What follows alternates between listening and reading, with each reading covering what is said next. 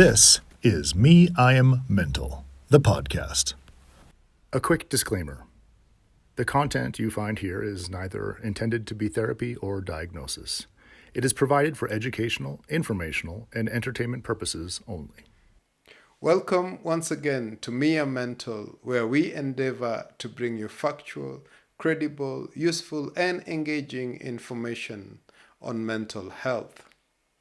In this episode, we talk to none other than Gilad Millo, the ambassador of love himself, crooner par excellence, master of several trades, and a man of many worlds.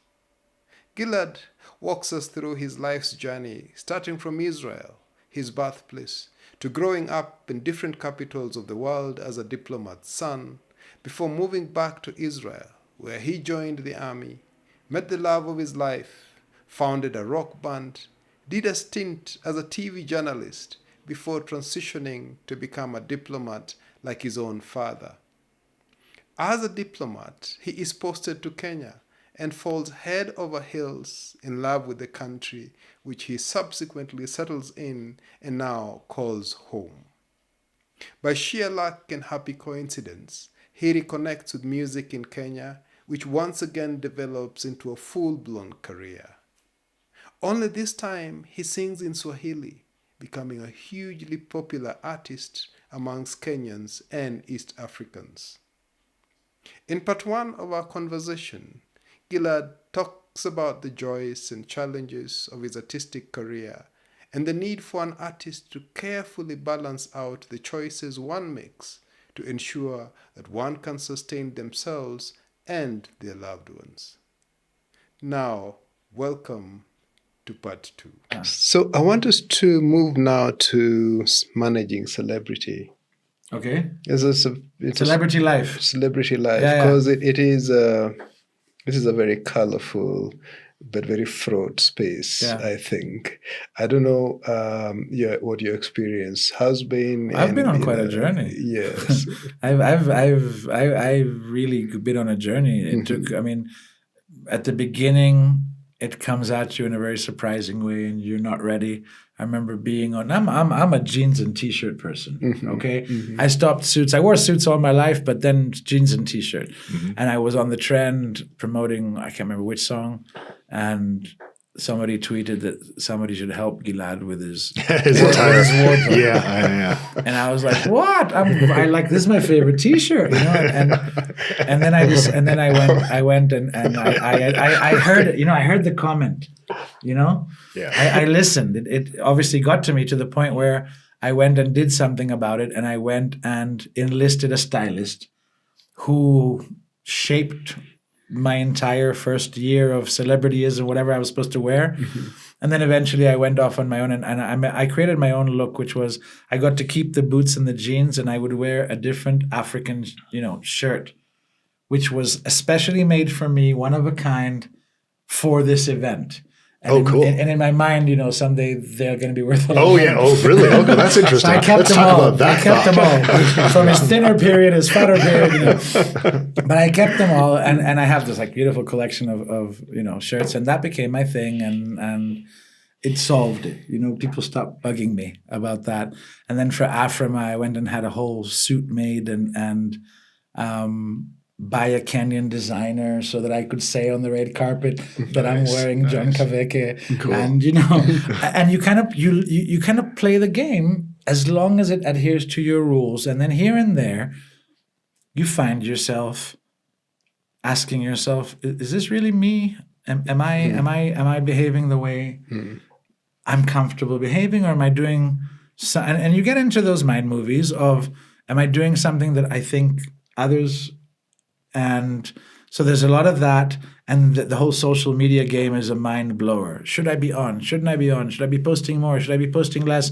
Why did this post not get enough likes? Am I not popular anymore? You really, you can ask yourself. And then at some point, which was very early on, luckily for me, I just put a stop to all of it and said, I'm going to do me.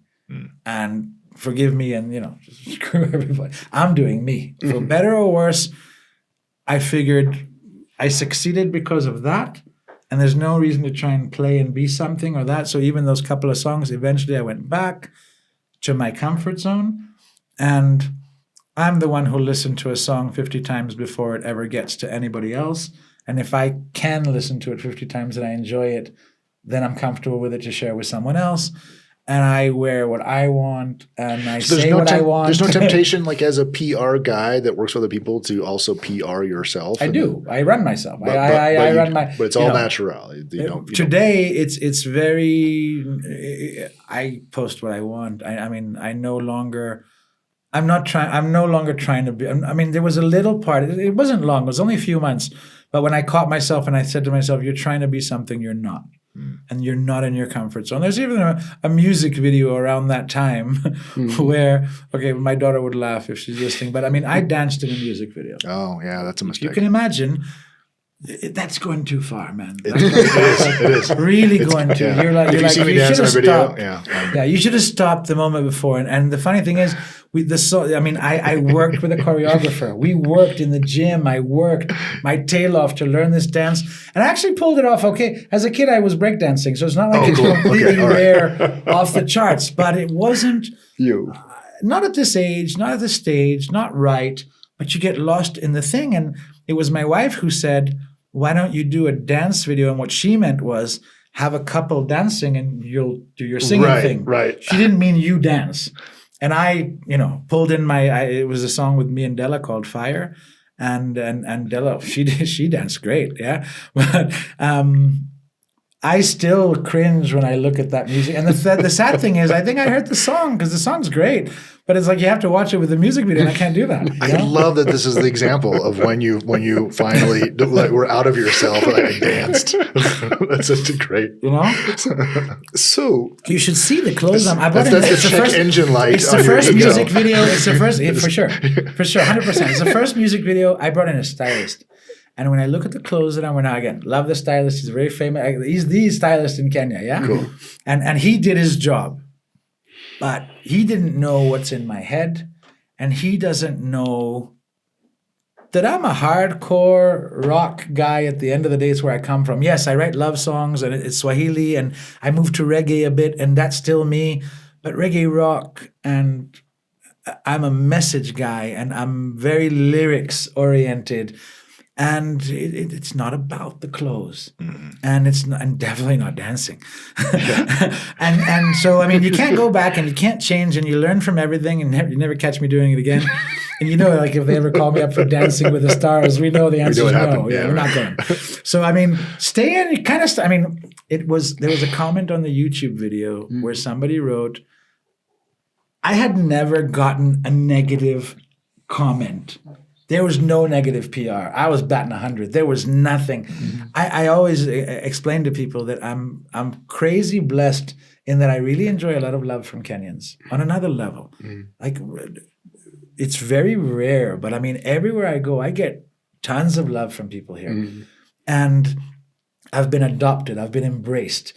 When I announced that I got my citizenship here, the Twitter was insane. Every famous and non-famous person in the country was showing me love. It was just on another level. And I'm really, I acknowledge that. I know it's not for granted, yeah? And when somebody suddenly writes on a music video, this is my music, and the comment is, love your voice, love your music, you should have stayed in your lane. And that's a painful one. And I'm reading that going, oh no, you can't remove, you can't change. It is what it's out there, you can't go back. And suddenly there was some negativity. And it had never happened. And that one is, how do you deal with that? Have I ruined it? That's a tricky Have I spoiled it? Yeah. Where do we go? And the truth is you just keep going, You just return to your lane. As long as, by the way, you just go back to your lane and, positive forward motion. Find the way. So again, let's be honest, okay? This is not a big deal. That's how you bring it back to home, okay? In the bigger picture of life, me dancing on a music video and getting a negative comment is nothing. It's zero. People have really tough lives. Yeah. And perspective and all of the above.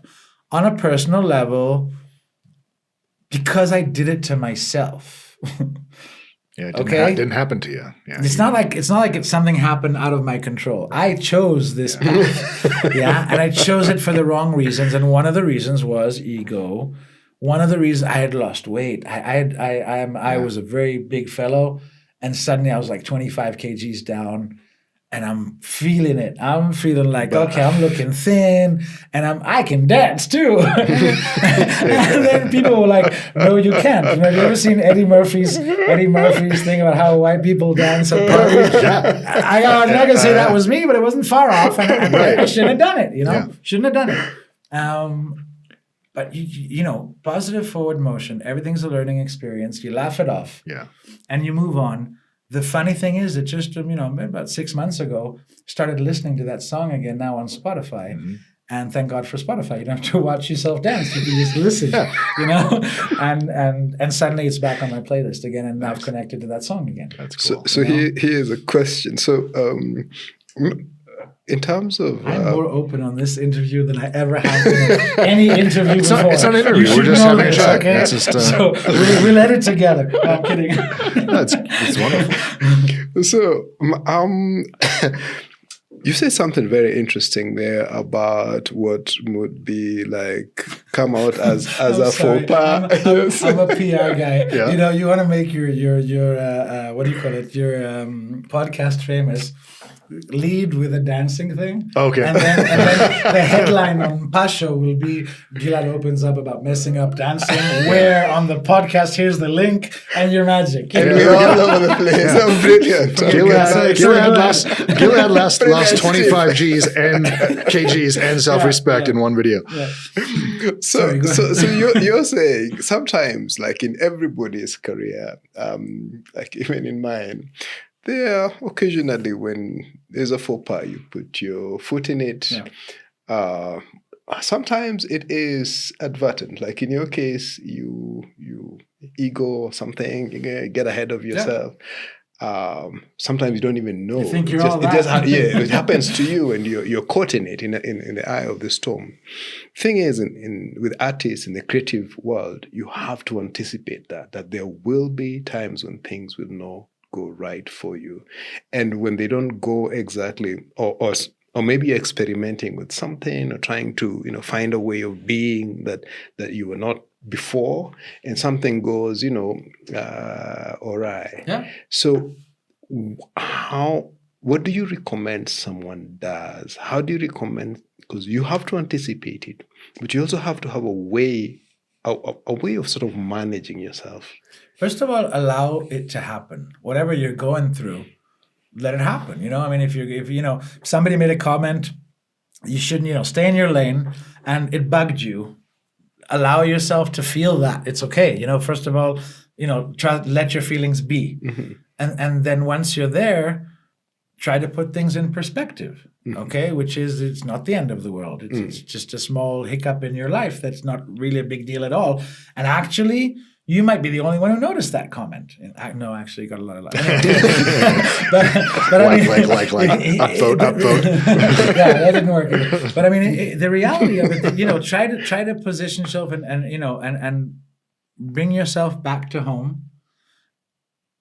The story about the phrase "this too shall pass." Mm-hmm. This too shall pass. Everything will pass. Mm-hmm. In Israel, we say it'll pass until your wedding when you're young if you hurt your knee, and then when you're a bit older, okay, it'll pass until your next wedding. But either way, it's to accept that this too shall pass. That nothing is, in the same conversation, we can't put the same weight on my father passing and choosing to dance in a music video. They can't affect you in the same way, but they do, because your mind kind of takes the current drama as the biggest thing in the world. Yeah, and some people who tend to get overwhelmed it's not one big thing. It's many, many little things which are adding up, and then you get to a point where you have so much on your table that spilling a glass of water becomes something that you could lose it or lose your temper. Not to mention if one of your kids drop their fork on the floor, and a father who would lose their temper at the kid, not because the kid dropped the fork, but because of something that happened at work or in their head or wherever. And so to I think the older you get, at least for me, I don't know if it's true for everybody, but the older you get, the more experienced you get in handling yourself first. So, when a bad, or, if you tend to get angry, then you can spot it happening as you get more experience. Or if you have if you're married, you can spot a fight a mile away after you've been married 30 years. It's a lot easier than when you're a new couple. Yeah. So, the more you learn how to handle yourself and spot, that something's bothering you or that something's happening, and then how to take yourself out of there, out of that place. Sometimes can be breathing, sometimes just acknowledging. And, here's the thing, okay? Forgiving yourself is a massive part of life, okay? Of being able to move forward positively. So whether you had a fight with your spouse, or got angry at your kid, or at someone at work, okay? Or at someone in traffic, and you did something where I shouldn't have done that, yeah? Forgiving yourself is the first step to then being able to turn to that person and say, I'm sorry. You can't apologize to someone else until you've recognized that what you did is bad, but not the end of the world.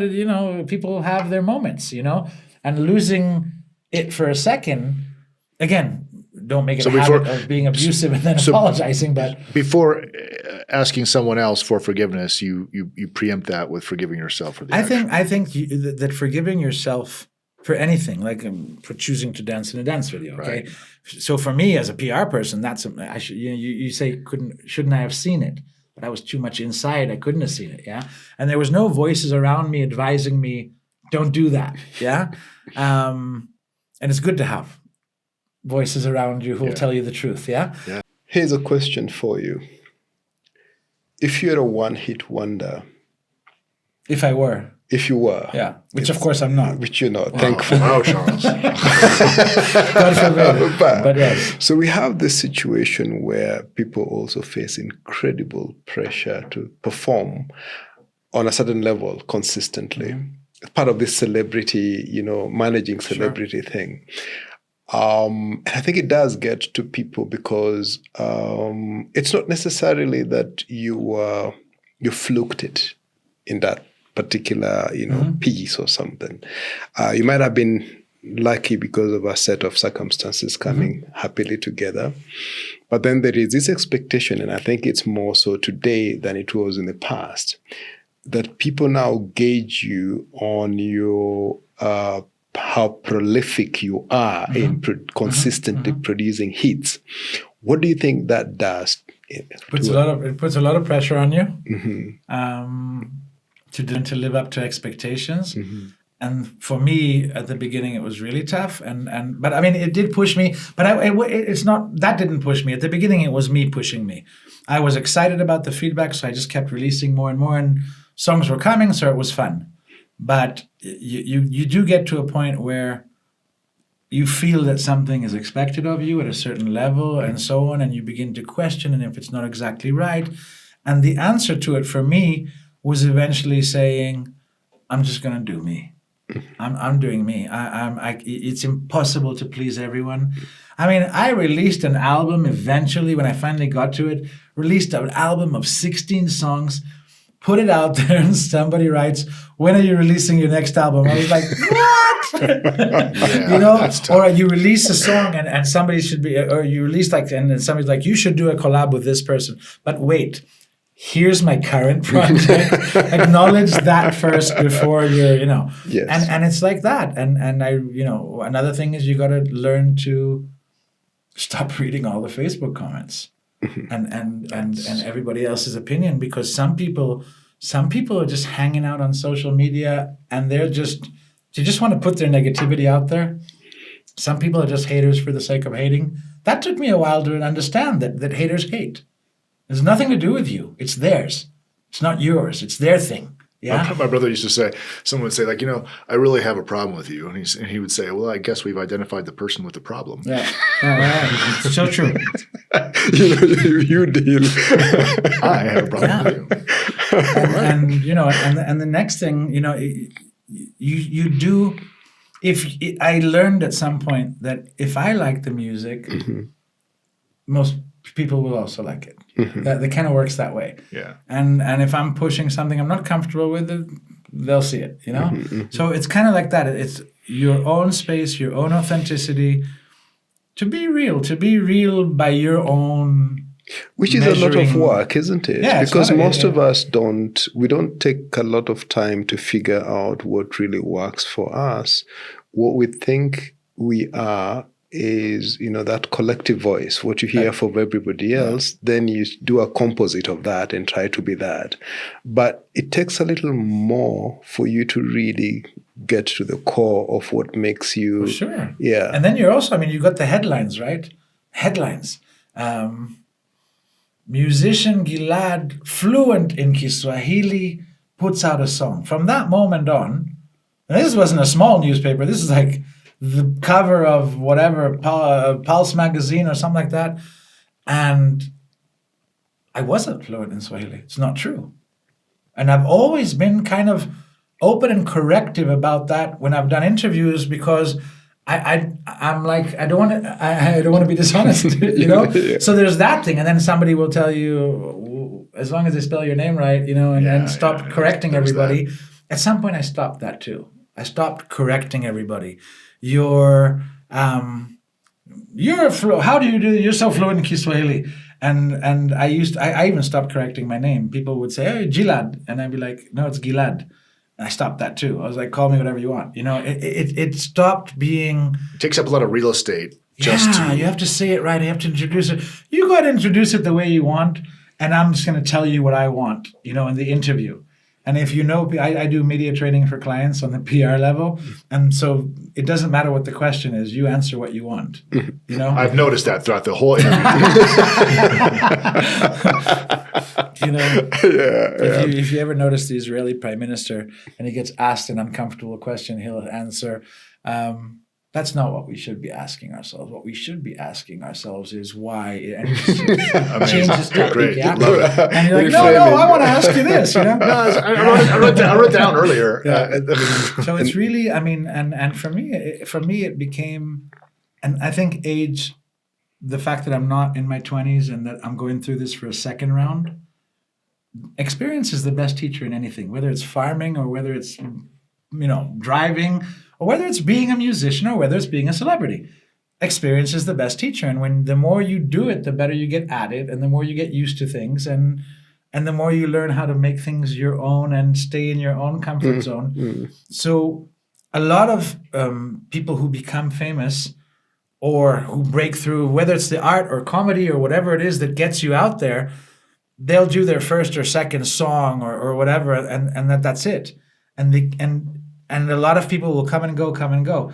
If you've managed to stay public and maintain and keep creating and keep doing, I'm in my Unajua came out in 2014, so I'm what, 9 years? About 9 years. Yeah? Done, yeah. When you're 9 years in there, people walk up to you on the road, in the street, and they want a selfie, and yeah, of course. Yeah. I never say the selfie is the modern autograph. Yeah. So I will never say no, ever. It's like bad luck, Sure. If you say no, they will stop asking. So I'm in the farm. I'm out in Isinia at the agrovet buying fertilizers, and this girl runs across. Gilad! She's running across the street and with her phone waving, and she wants a selfie. And it was hysterical, and like the agrovet thought it was so funny, yeah. But because I'm so in my zone, I'm farming now. I don't remember that I'm famous when I'm farming. It's not together. So farmers will come to the farm, and I do training. And I just spent an hour and a half training you on how to grow garlic. And when we're done, you can see that actually the only thing she wanted from the beginning was the selfie. So today I'm like, all right, let's get the selfies out of the way. Now can we do the training? I do that now. I'm like, all right, guys, who wants a selfie? Let's get it out of the way.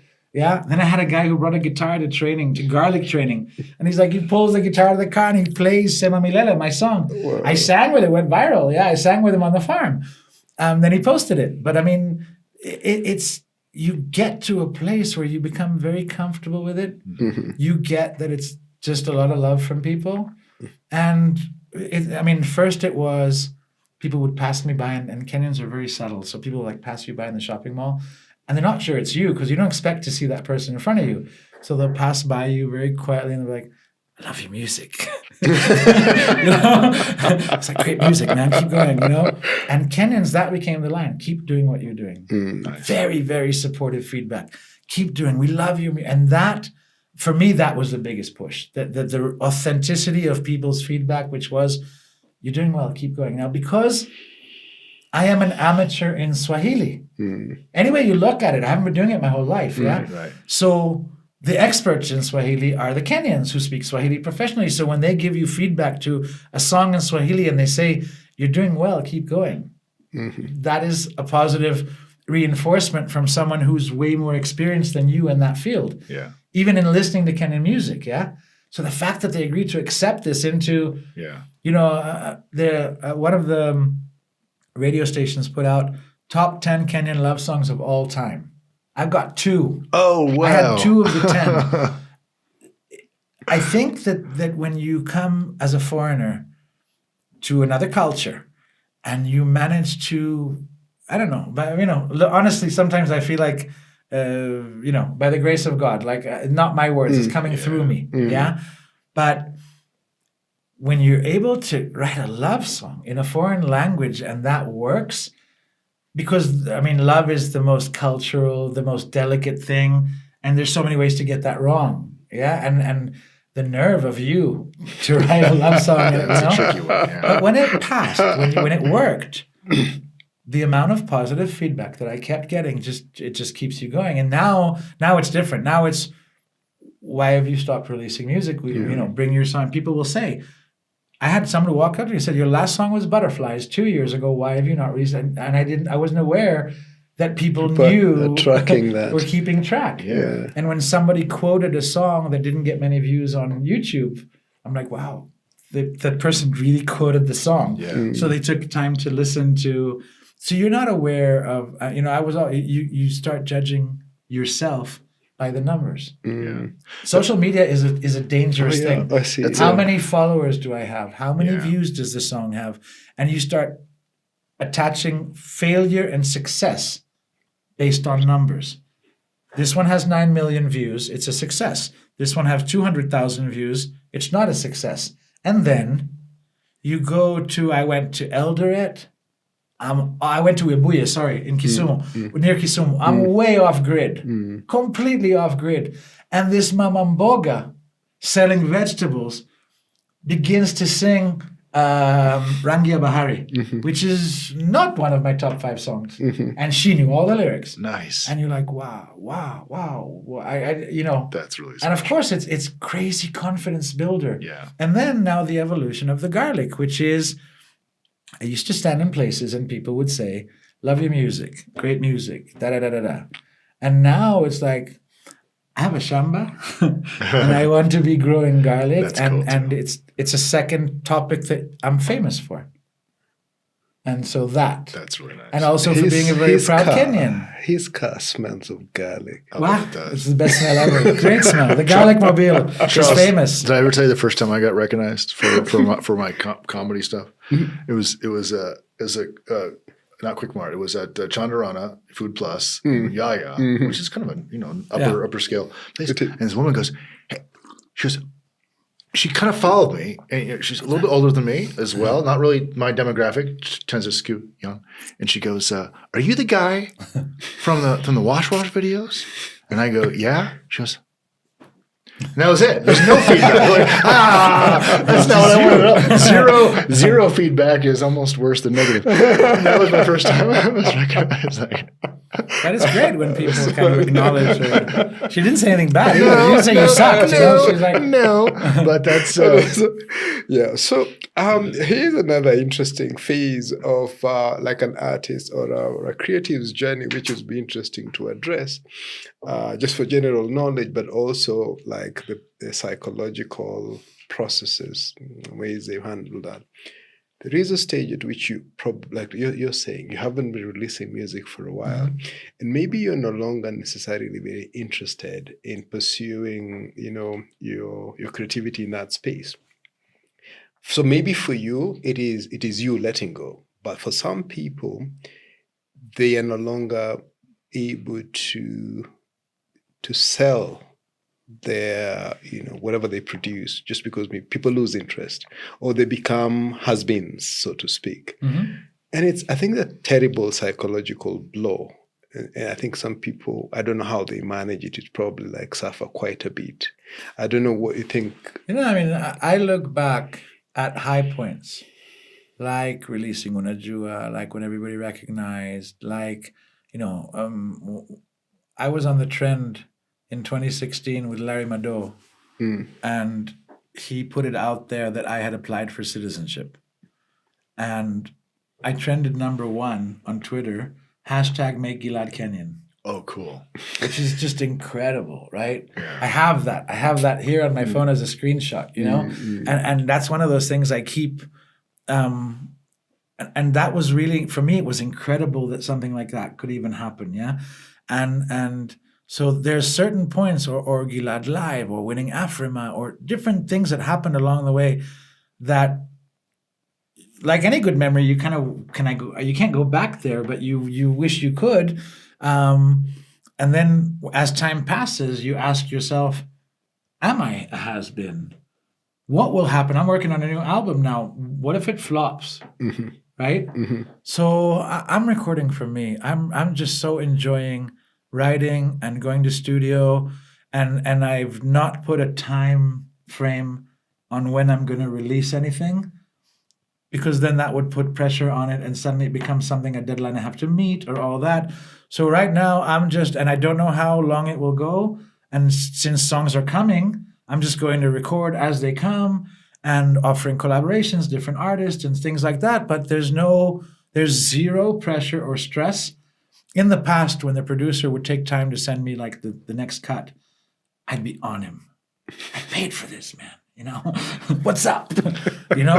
Today, I'm busy with other stuff. And when he sends, I smile. It's cool. Oh, cool. All my songs are about garlic now. I get to listen to it. Funny enough, one of them is. Yeah? Not garlic, but farming. But I mean, it really is, you kind of, I'm approaching it differently. And I'm so enjoying the journey that by the time it releases, I'll have gotten so much out of this process that even if it flops, it's okay. But I don't think it will. But I mean, you also have to recognize that, you can't complain about it. The guy who wrote the song Footloose, Kenny Loggins, was asked by on American Idol when he was singing, how many times have you sung Footloose? And he said, it's got to be over 1 million times. It's got to be, and not many people know that Kenny Loggins has released 3 albums after Footloose, and some of those songs are very famous, but he's known for that song. No matter what he does, that's the thing, yeah? And he talked about it. So I'm the same way. And most artists fantasize to have just one song like that, yeah? I got 2, right? So you can't complain about it, and you can't complain when you're doing a show, and if you don't sing that song at least twice, they'll throw bottles up there. That too. You have to sing it, and it's just part of the thing. And then I kept releasing songs, and people would say, why aren't you releasing more music? And I'm like, dude, it's out there. It's on the YouTube. Go check. There's a whole... And I used to answer people on Facebook. Here's the link. There's 16 songs. Go check. It's not just that one. Yeah. But here's the thing. There's a good chance that no matter what I ever do in this life, yes, I'm only ever going to be known for that song, and it may have already happened, Yes. And so, I mean, when I released Sema Milele, it did really, really well. Nakuahidi, I got the best duet. I won Afrima for a different song. Every song has its story and its journey. But there is one first original song, which is that one. So people will meet me. I released that song 9 years ago. People will meet me now. And it's beautiful to see how you look at the comments on the YouTube, kids who were 12 when it came out, or 13, are now having their first boy-girl experience to your love songs, and they're rediscovering them, yeah? And so people will meet me now and like, I love that song of yours. Sema Penzi, how you been? And it's that one, But it's become almost your calling card. Mm-hmm. And you always forever, at one point I stopped saying, this song will outdo it, it'll be better. Yeah. None of them will ever be. It's its own, I talk about the songs like children. Mm-hmm. So this is its own person, and that person is that's it. Yeah. There's no better or worse. It's art. It's supposed to be different. So you just keep creating, and I stopped trying to compare the songs. But when do you get into comparing the songs? When you're trying to please. When you're trying to do for everybody. This song has to be better. That's pressure that you don't need, and that's in your mind, and that's all Sounds hard. that's all that mental health we're talking about. And I've been there. The next song has to be better, and then it's not. And then you go off, and I worked with a different producer, and this guy at the time was the hottest guy in the country. And I thought, I'm doing a song with him, it'll be great. And I collabed with another guy who's even bigger. I did a great media tour, and during the media tour, everybody loved the song. But it didn't pick up after, it didn't stay. And there's a difference between timeless music and pop, which is currently in and then it goes away. And my bigger songs are the timeless music. 9 years later, they're still doing it, and I got like, I don't know, 4 of those, right? Or 5 of those. But then there's a whole bunch of other songs who they came, they went, they're done. But I like those just as much. For me, there's a song, One Wish, which I wrote for my son, which doesn't have many views. I think it's a great song, Okay, I'm not objective, Right. but so at one point, I another change I went through was to stop comparing, to stop outdoing, and just to recognize that it's just music. And if this is what's coming out of me right now, then that's what I got. And this is what and I could take it. And, every song can be written as reggae rock, and so I've stayed in my zone. I'm not trying to become a rapper all of a sudden, So That'd be like dancing. And I'm not dancing. Thank you. I saw that coming. So, what you would tell someone who is going through that point where maybe their music really is to separate themselves from the art? In that way, let your art live its own life. Just make art for the sake of art. Yes, just make art. Don't. A little bit more philosophical. Everything we do, I think, everything we do in life, or a lot of it, is comes out based on the motivation behind it. Okay, fear or love. It's only 2. There's not many motivations behind it. It's fear or love. Let me use those 2 words. And fear-driven is doing for the sake of your ego. I want to be recognized. Wait till they see me. Then they'll know. I'm going to show them, or I'll put out this song and it'll get all those views, and then I'll whatever. But the reason behind it, it's driven from a place of fear. These are all fear-driven. Whereas driven from a place of love motivation is doing for the sake of heaven, or doing for the sake of doing, or just without any intention of what I'm going to get as a result of doing this, or I'm just letting it out there. And the more you can do that, the more usually the results way outdo your expectations. That happened with me with the first song. I didn't write it for anything. It wasn't about anything. It was just about going to the studio and making a song for me. I wanted to record. I'd never done that. And, look at the result. It was way, way, way beyond expectations. And when I did it from a place of, I'm going to hit this target with that song, obviously it flopped and the song didn't, So the motivation behind what you're doing, it's the same thing as I said earlier. If you're in your mind fearful, how will the audience see me? How will they receive the song?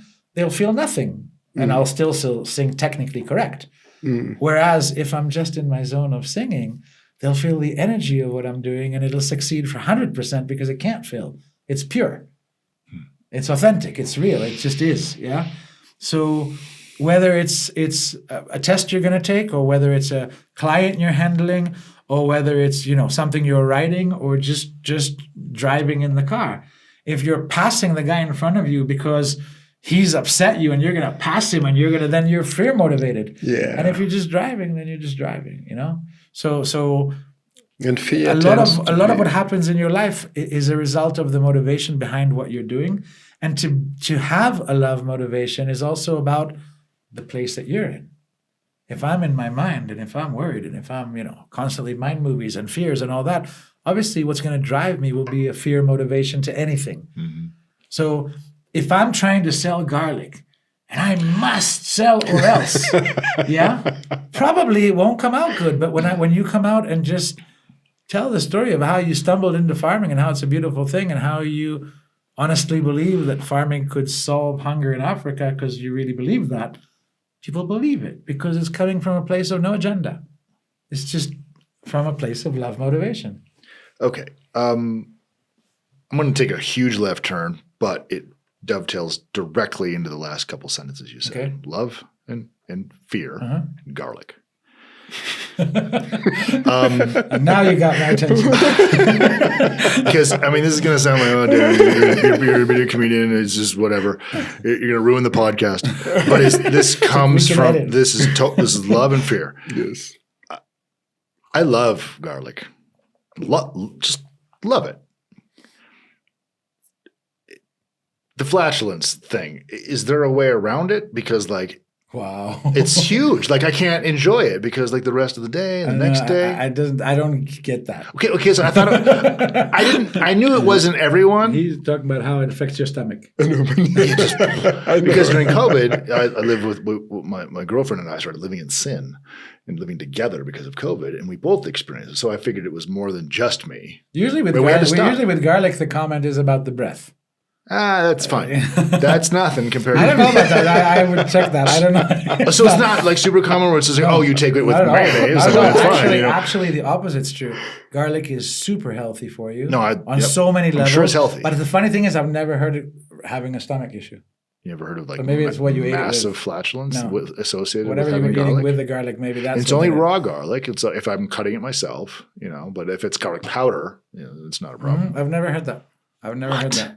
I feel even stupider. For me. I thought I was really hitting something where people would be like, finally, there's an answer to the flatulence garlic problem, and because Gilad knows, I'm still stuck in the one. It's love and fear. You get the fear part now.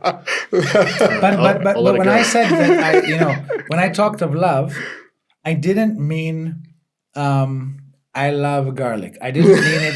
I didn't mean it in that kind of. I want to say. One-dimensional love, which is like I love cold water or I love fruits, as opposed to when I say love motivation, love is the word, but what I mean is that energy. I can't put a word on it. It's just that what we all know what it feels like when something is coming from a good place versus when it's not, and you kind of can feel that inside, and so. That's what I mean. Passion, where it's a little more inexplicable. Energies. Yeah. I have another question for you. You came very prepared. And here, he has like 24 questions. You've 20 gone, questions. This, like we said, your life is interesting. You've been here, there. There are certain situations which would ordinarily create a lot of tension and fear and uncertainty in your own life, but in the lives of people around you as well. You mean like, you spent all our savings on your concert? And those sorts of For things. example.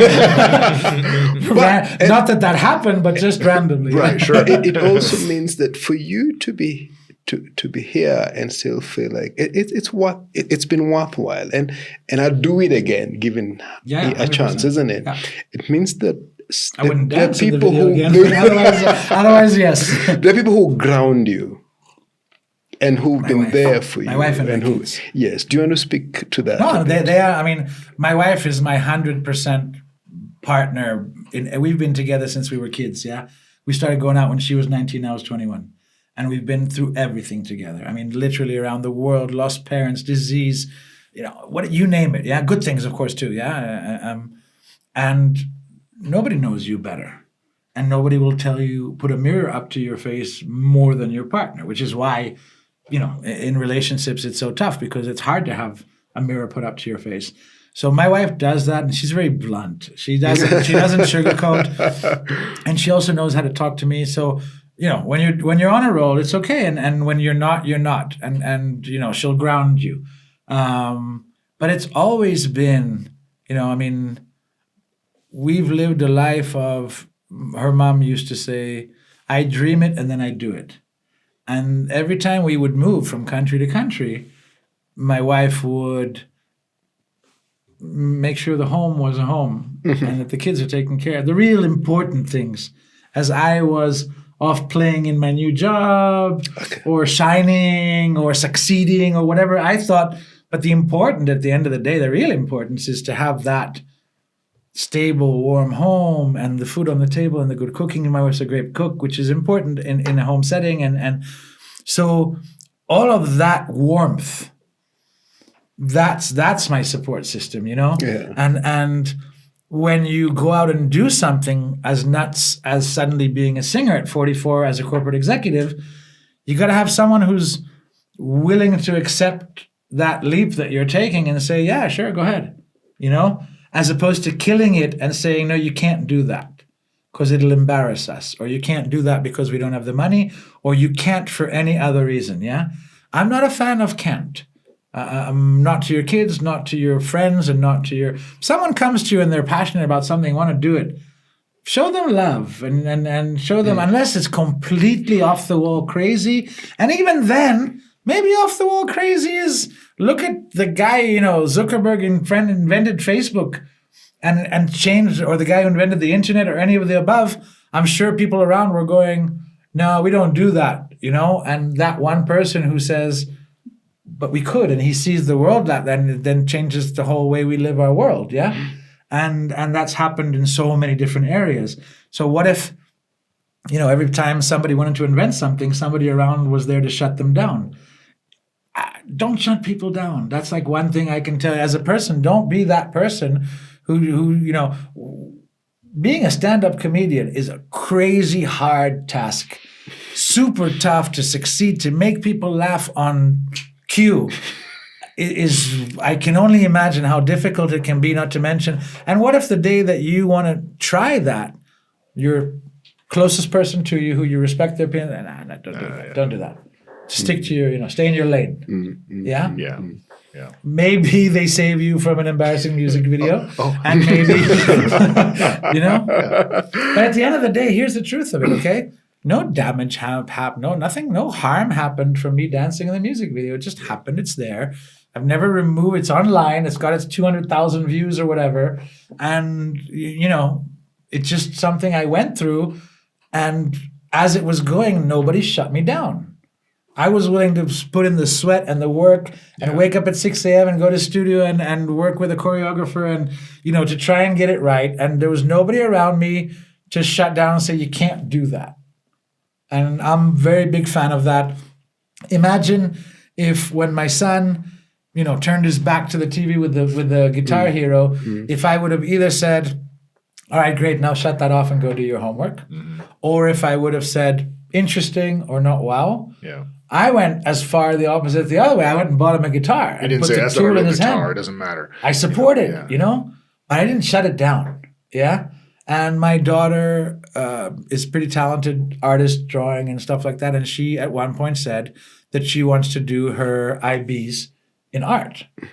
And her brother had done an IB in music. And both of us said, okay, yeah, go for it. You know, you do you. Even though the correct parenting might have been stick to physics or, you know, whatever. Yeah. And many parents would have said that. No, do your IB in something more practical. I don't know what an IB is. It's like international baccalaureate. It's like a diploma. In American schools, you have diploma. An international baccalaureate is more recognized around the world. Oh, okay. So I like that. I really, really like that because I think very many artistic people, creative types, they don't usually feel very grounded or supported. And therefore, there are many times when they are going through the phases of their lives which are challenging, and they feel as if they've made a mistake. You know, they beat themselves up quite a bit. Or they feel out of place. Yeah. And so it's usually good to have at least someone or people who you can turn to, or who actually are willing to let you take that chance of exploring your creativity. You know, the other part is, there are those artists and musicians and stuff who go on self-destruct. that we've seen too, and of course the famous cases of suicides and Kurt Cobain and you name it. The Whitney Houston who drug overdosed, and everybody around her could see what was going on, and nobody stopped it. And that's like Whitney. I mean, and. Is it because someone reckons that you're so big you should figure yourself out? Is it I don't know. I don't know the true. I mean, I don't know the real reason around. I know from the example of Kurt Cobain that his spouse or his girlfriend at the time was as bad, so they were both too extreme together. I see. But what do I know? I know from movies and from media, not from the real life. Yeah, nobody knows what was really going on with those people or what caused them. To turn to whatever they did, but for sure, it's a more public scene, and the famous, unfamous people have died of drug overdoses and alcoholism and stuff like that. But when it happens to a famous person, the whole world remembers, from Elvis all the way to Amy Winehouse and Jim Morrison and you name it, That's that always something you mentioned earlier a few months ago. I think, Charles, it was that maybe comedians have a higher propensity for mental health issues or problems, life, etc. And my inclination is to say they don't, but they're of the sampling, they're way more likely to talk about it. They're way more likely to be open about it. It's probably evenly spread out through all the arts or throughout all maybe not even just artists. Maybe artists are just the ones who seem to have the connection to express that pain or abuse or trauma or mental health issues. Or they have the platform to express. Bingo. That as well. Okay. I don't know if we're more troubled people. I mean, you're obviously creative. I mean, do you find yourself? Are you battling demons? Are you feeling like you have to keep a cap on? I mean, things you have to keep again, I don't know. A lot of us, most of us, we share what we choose, but most of us live our lives, and many of us live our lives 100% inside or 99% inside and never really share with anybody. And nobody really knows what's going on inside. And for different reasons, whether it's shame, whether it's embarrassment, whether it's closeness, whether it's intimacy issues, whatever it is, some people just don't share. So you don't know, if what's going on in a famous person's world is also. I believe we're all going through the same crap. I really do think that, and I think if you're famous, it's just more public. But otherwise, I do think we all deal with the same issues pretty much as humans. And I mean, you're like I said, you said comedians, and I said Robin Williams, because it is the most famous case of. Literally the most funniest person ever. And what happened turns out that he was funny as long as he was around even one more person. The moment he was alone, it was different. And you can't know, you don't know, nobody knew. People didn't know. And Robin Williams, I mean, it was because, I mean, for a generation of mine, he's the biggest, he's the best, the funniest. And it's just heartbreaking. It's just heartbreaking to think what he actually was living through. But you don't know.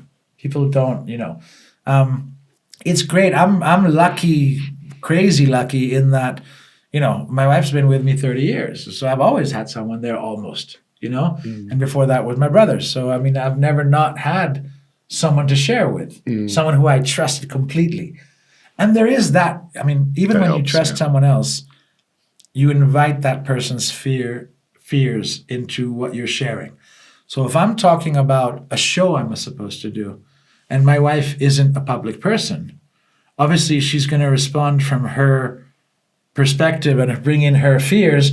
And even that, she has learned now how to answer me for me and not necessarily bring her into the thing. That's a fascinating point. And that's also experience. That's a fascinating point. I never even really considered that. You need to have someone close, but you're inviting their fears into your psyche. Even to take that further, we know which answer we want. Okay? So we get opinions from the people who are going to give us the answer that we want to hear. We tend to. Even if I want something to be shut down subconsciously, I'm going to ask someone who's going to shut it down. And I'll get the answer that my subconscious needs to hear. Okay. Or if I need wings to something I'm coming up with, I'll go and ask someone who's less apt to bring their fears in and would tell them, go for it, And so depending on what you subconsciously know that you want to hear, you'll ask the opinion of that person. And again, I've learned to freeze out that and ask my wife for better or worse, because I know she's going to tell me the truth, not this or that. Okay. And that's because of the experience between us. But if I ask my mom or one of my brothers, probably they'll bring their own fears and their own way of looking at things into it, not at all thinking for me, but thinking what they would do in that position. I see. And you're not being asked what would you. Yes, the phrasing is what would you do, but what I'm actually asking is what would you do if you were me? Yeah. You can't know that. You can, Yeah. Good one, yes. So I think in the interest of time, here is me asking you one of the last questions on my mind, at least. Maybe Darren still has. Well, I got the garlic answer. You got a garlic answer. Yeah, this is interesting. The main culprit in causing indigestion from garlic is the small sprout in the middle of each clove. Simply cutting the garlic clove in half lengthwise and extracting the sprout before using will not only make it easier to digest, but will also remove traces of bitterness. However, you are not supposed to eat sprouting garlic. Sprouting garlic is advanced stage. Theoretically, we bring the garlic to fresh from the farm. After drying for 3 weeks, it goes to the shelves. It will only sprout 2 or 3 months from now. So if you ate garlic that's sprouting, it was advanced stage. There's no reason to ever get there, really. Really? Because I tend to have it. Do I leave it in my house too long? Am I just leaving it on the shelf? That's very long, like months. If you bought garlic, which is proper, right, fresh from the farm right now, right, and you take the clove and you break it in half, it's supposed to be flat. Not even the little hole for where the sprout is supposed to become is not supposed to be open yet. That will only come. I feel like I see sprouts a lot. No, months from harvesting. Huh. Months from harvest. So what happens is if you get sprouted garlic, chances are it was harvested a while back. Either the farmer couldn't sell it or kept it or whatever reason, or it was in the storeroom or whatever. But when you're seeing garlic on the shelf in the supermarket and you're even seeing the green sprouts, man, that's ancient. In the garlic that comes fresh from the farm, Dennis, will never have a sprout. Freshly garlic won't sprout for a couple of months from harvesting. Okay. This is great. That's great. So all you got to do is eat Charles, garlic, which is fresh. You can finish up the podcast. I got what I need. I'm done with that. This is great. Yeah. So here's my question. Rewards. What are the rewards of creativity? There's several levels. There's your own level when it's just you and the creation. And it's that satisfaction or not, is it good enough, is it not, whatever, but I joke that I listen to my music more than anybody else. So first of all, I made it for me. And so that's the reward in the art itself that you get to enjoy. That's one. When you share it with people and their response, I'll watch. When I play a song just for someone, I'll watch for their reaction. It's so interesting to see how they take it in. So that's a reward. It's at so many levels. When it develops beyond the specific one art piece into now your whole thing, now the rewards become on a larger scale of who you are, what you do, how people perceive you, practical things. For example, the entire garlic business would never have evolved into where it is if I wasn't famous. Because there's lots of garlic farmers. But the media literally got in line to tell the story of the musician who became the farmer because that was their spin. That's what they wanted to tell. And garlic's sexy. Kenyans love garlic. They're patriotic about their garlic. So I hit bingo with the crop itself, which is very cool. I didn't know that. I didn't plan that. That's just me being lucky. But at the end of the day, that, the side effects. And on an ego level, but now on a non-ego level, which is to say that same person who asks you for a selfie, we're so excited to see you. So obviously your ego's like, hey, look, check me out. Yeah, somebody's happy to see me. Yeah. I'm famous. we passed that, at some point. Now it's more about.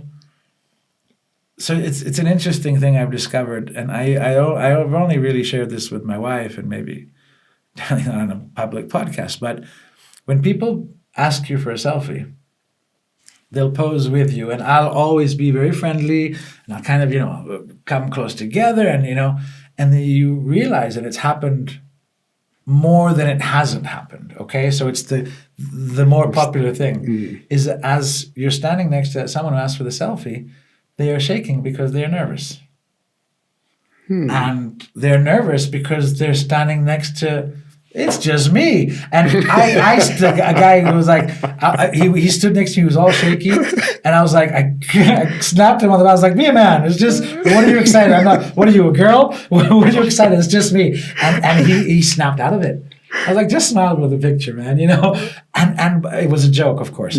But I mean, at the end of the day, you realize that this person is excited, and I'm sitting here going, bro, that's not so much to get excited about. If you really knew me, Right. You'd know that I'm just Joe Schmo. I'm just a guy. Yeah, it's even in one of my songs. I have a song called Kawaida Guy, which means just a normal guy. But it is weird that, when you, even for you also appreciate art and creativity and videos and stuff. There's something special when someone you've never met, someone on a screen or on a radio, makes you feel something. And that's what they're associating. I listened to your song when I was in love. I experienced that. I laughed harder at that one thing. It's For sure. so cool. It's so when you talked about rewards, to be able to have such an effect on people, again, and that's not an ego thing. It's that the second that it happens, it's just a feeling, and you just kind of feel like warm inside, but you also quickly become very humble because who am I to here I can't not refer to Bible, which is God decides when to humble the proud man and when to uplift the humble man. So be humble and let God uplift you. Whether God or not, but the concept of it is that rather to be humble and let the situation lift you up, then come in all and then it'll bring you down, So the default is to come humble and to be humble. And the moment that you're not, that's my fear, is that the moment that you stop being, it'll be taken away from you. When you're doing it from the wrong reasons, or if this gift that you've received, that other human beings acknowledge you or react to you or show you love, it's not, most people don't, So to be such a recipient of so much good energy is humbling. It's interesting because it's one of these interesting commandments in the, the Old Testament is Micah 6:8, where it's the instruction is, hey, God, what are we supposed to do?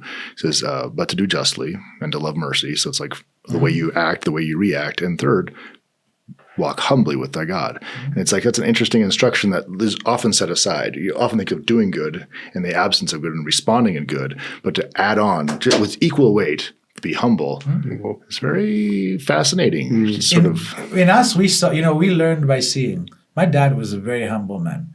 He was an ambassador. He was very senior in Western. He was an ambassador in Rome, in Turkey, and I remember when he finished his term in Turkey, he was the first Israeli ambassador in Turkey and credited with creating the relations between Israel and Turkey, the first tourism agreement.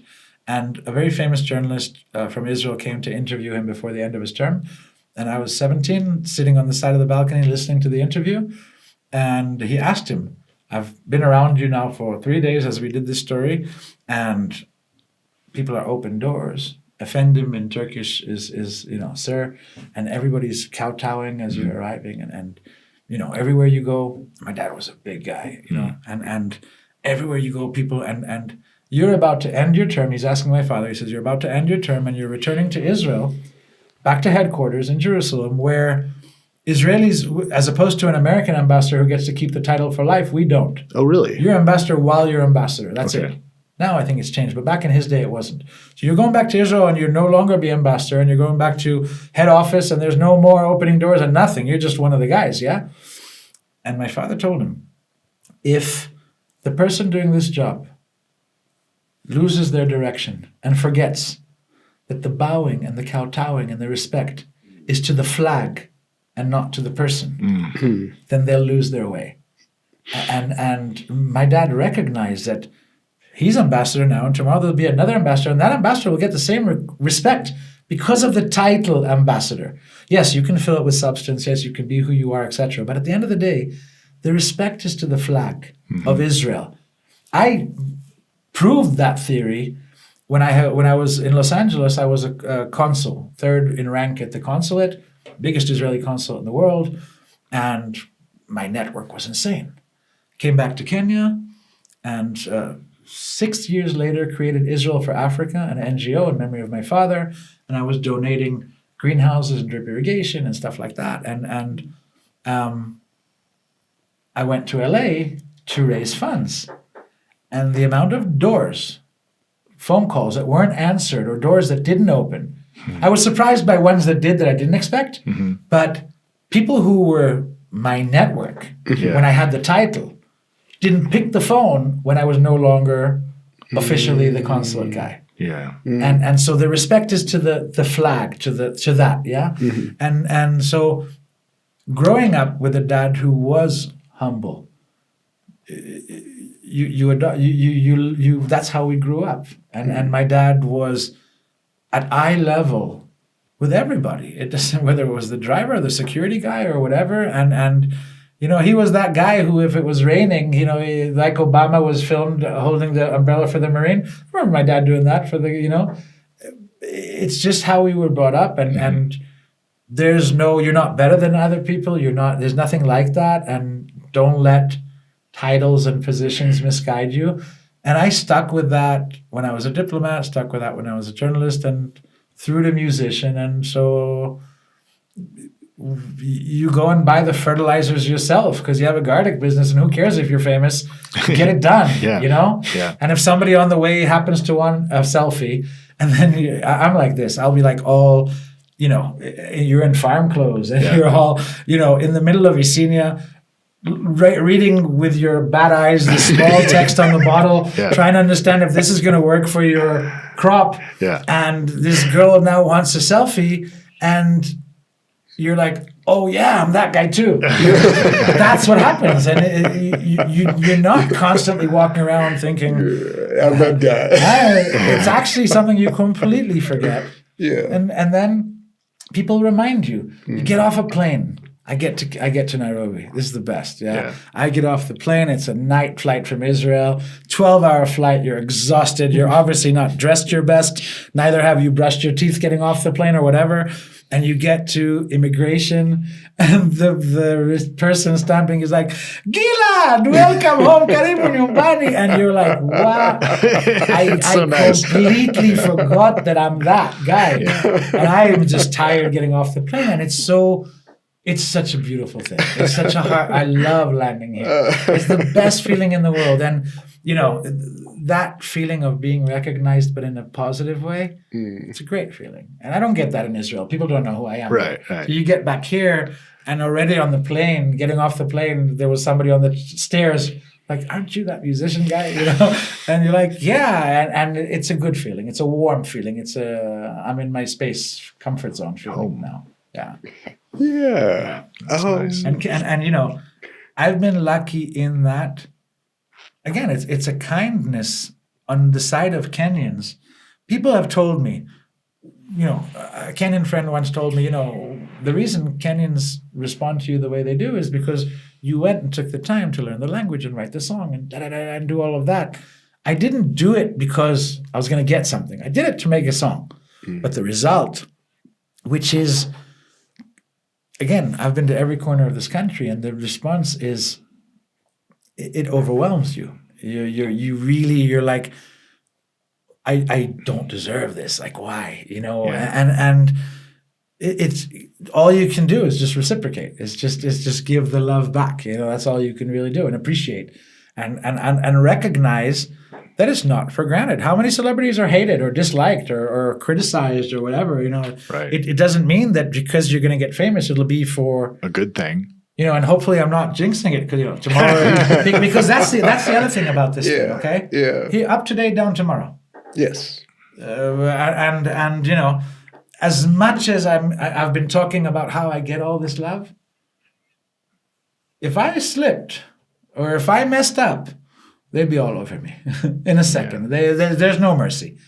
When people can do that to you, like Kenyans on Twitter, if they're a positive force to support you. Yes. Like when I got the citizenship, it was wonderful. Everybody was like, oh.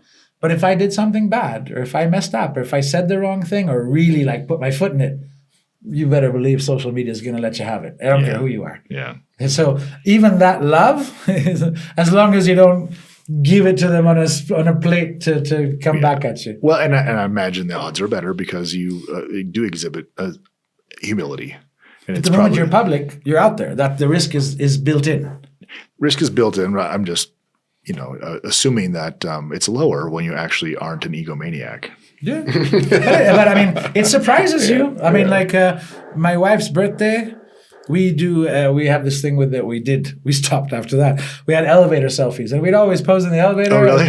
And we'd do lift selfies, and we had and on her birthday, I posted them all. Oh, that's great. Freaking trended. Like have you seen Gilad's beautiful wife? And she was just over. She wanted to kill me. Oh my God. She was like, what? And my son, when they rated his Instagram and put it on the apple doesn't fall far from the tree story, except with him, he's got like squares in his stomach and he's all buff. Like, what didn't fall far from the tree? That's like throwing the apple.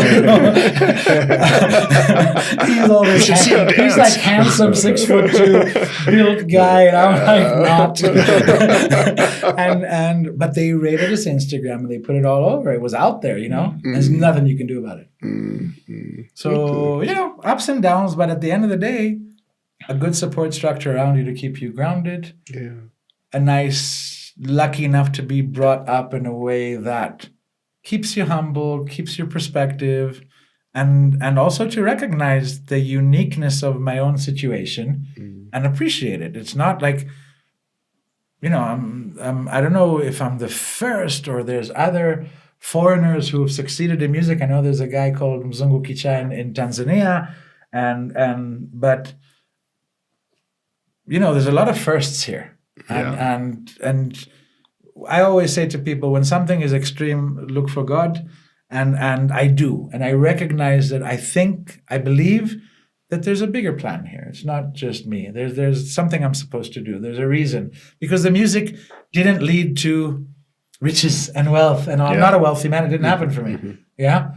I got famous in Kenya, where music doesn't pay that much, but of course, if I wouldn't have been singing in Swahili, it would have never happened to begin with. So it had to happen here, but it happened in a way where you're not like, okay, you're famous, you're financially set. No, you actually got to go work for a living. And when that work became agriculture, and then that became interesting, and I have an opinion about how important agribusiness is for Africa.